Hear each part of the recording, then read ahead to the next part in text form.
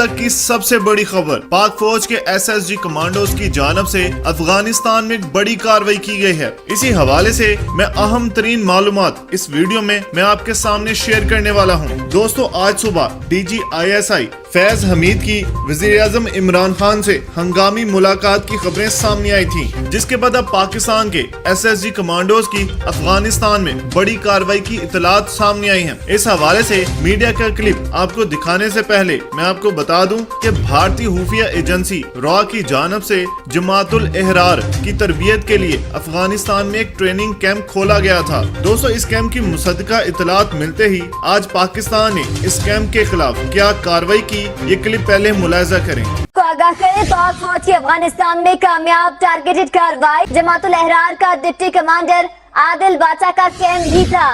ताहिर राठौर हमारे नुमाइंदे हमारे साथ मौजूद है। ताहिर राठौर, इस कार्रवाई के मुतालिक बताइएगा। देखिए, इस राय के मुताबिक इंटेलिजेंस बेस मालूमात पर ये कार्रवाई की गई।